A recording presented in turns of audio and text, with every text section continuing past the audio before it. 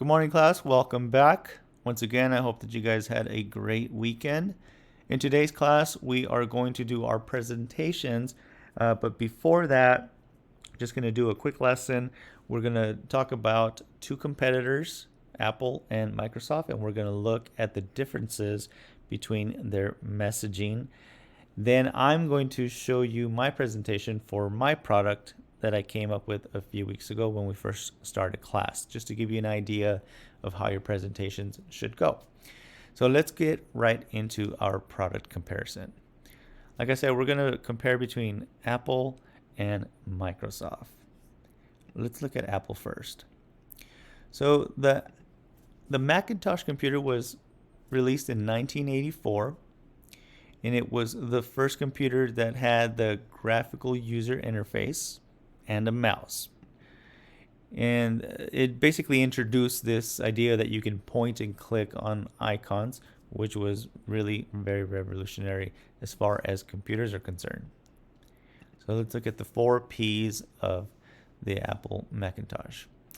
The Apple Macintosh, or Mac as it's known, is a line of personal computers that was the first to use a graphical user interface and a mouse. That's our product description. The Macintosh can be purchased for $2,495, which is equivalent to about $7,000 in today's economy, which places this computer at a premium category. So this is a top tier item. This is something that's a little bit close to the cost of maybe a used car. And so not a lot of houses are going to be purchasing this computer. The Macintosh can be purchased at specific stores. There's one in California, one in Illinois, one in Indiana, and one in New York City. The Macintosh was introduced with a stunning commercial that aired during the 1984 Super Bowl. So millions of people were introduced to the Apple Macintosh at the same time.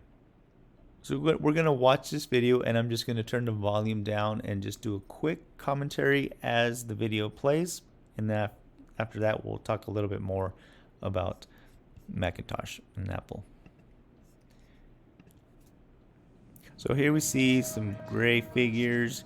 We see people walking in line, and then all of a sudden you're going to see a burst of a woman wearing red and white, which is different from everyone else. There's some authority figures running.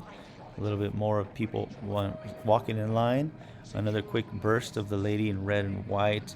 And now we see that she's holding a hammer and she's running away from the authority figures, while the rest of the people sit still and listen to somebody on the screen talking to them.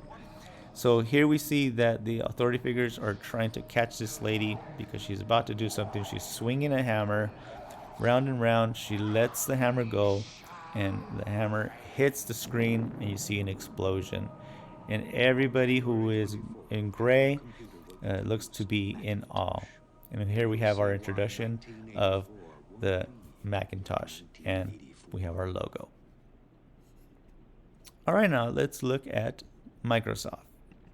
So Microsoft introduced Windows 95 in 1995. And it was very similar to the Macintosh. It had a window-based click and point graphical user interface. But one thing that was different was they had this start button that allowed its users to find what they were looking for very easily. And so this was very easy for most people to use. You didn't have to be a computer whiz or very tech savvy in order to use this computer. So this start button allowed you to find applications, find documents, go to your settings really quickly, and it was very successful. So let's look at the 4 P's of Microsoft Windows 95. So Windows 95 introduced the Start menu, which provided a customizable pop-up menu of the commonly used applications. And a taskbar which showed a linear display of all of your active programs down at the bottom of the screen. Windows 95 cost about $210 when it launched. And it was a piece of software actually, so it could be installed in all kinds of different personal computers. It was available in most computer stores, and the way that it was rolled out was with a very fun commercial that used a popular song called "Start Me Up" by the Rolling Stones, and Microsoft paid reportedly between $8 and $14 million to license the song for use during this commercial. So the song "Start Me Up" is in reference to the start button in the new operating system. So I'm going to do the same thing. We're going to watch this video, and I'm just going to do a quick commentary.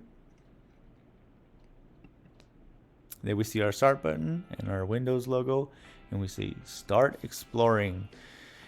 And we see just a bunch of little kids clicking, and now we see some teenagers. It looks like they're researching stuff. Now we see young adults looking for things.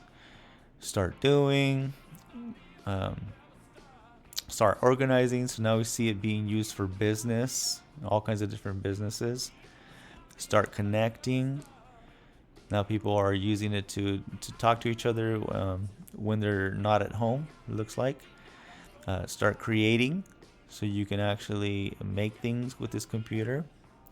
You can actually have fun with it, be social with it, take it wherever you're going to go in a portable laptop. So there's a lot of stuff going on in this commercial. And then we have our logo once again. So just a quick comparison between the two different brands.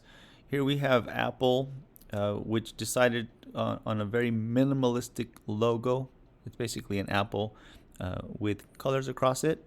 And over here we have a Microsoft, which changed their logo. Previously to this, it was more rectangular and looked more like actual Windows. In this design, they changed it a bit. They added some color, and they also turned it into a flag, which speaks of what they were trying to do with their product. And so on the one hand, you have Apple, who's minimalistic, and trying to message them, trying to say that they are for a very specific group of people, that they are very different. And so in their commercial, you had that one lady that was very, very different from everyone else in the crowd. She had that bold red on. She had a pure white on as well. And in contrast to everyone else on the screen, which was wearing gray. So they were positioning themselves as basically a separate group of people, or like a cool kids club. And so what ended up happening with Macintosh is that they became the computer for the creatives. And so it ended up that Macintoshes were used for a lot of video editing, a lot of graphic design, a lot of movie making, animation, music recording. And so these are the computers that you saw for the creatives, very exclusive, expensive computers. On the other hand, you have Microsoft, which, like I said, changed their logo into a flag, which speaks of international symbolism, something that a lot of people recognize. Every country has a flag. Every people sees the flag and knows what it is. It knows that it represents a people, and so their messaging is saying we are for everybody. So from young to old, whatever it is that you want to start doing, Windows 95 is for you. And so both of these campaigns were very, very successful and very, very different, and positioned each of these companies for a lot of success through the decades. And still to this day, these are the main competitors when it comes to computers. When people are thinking about buying a computer, it's usually, well, am I going to buy a Mac, or do I want to have the freedom to pick any computer I want that's running the Windows software? So there you have two different messaging styles, both of them very powerful and very successful for each company.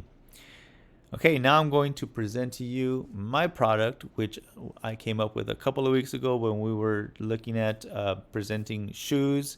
And so my shoe was the Hops. Let me give you the 4 P's of the Hops. Hops have a unique sole made from an ultra lightweight shock absorbing material called Spring Tech that reduces the impact on joints. Spring Tech is also odor absorbent and moisture resistant. Hops are priced at $150 per pair, which places them in the middle of the premium athletic footwear range between $120 and $180. So you can compare them to a Nike or Adidas. They're perfect for the athlete who wants quality without actually breaking the bank.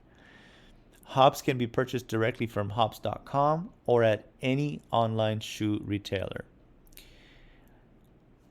Hops are the official shoe of Fort Smith's Grace Academy sports team, and for every pair sold, Hops promises to donate 25% of its profit to local youth sports teams. All right, guys, so go ahead and present your products, your 4 Ps, and like always, have fun with it, and I will be back on Thursday.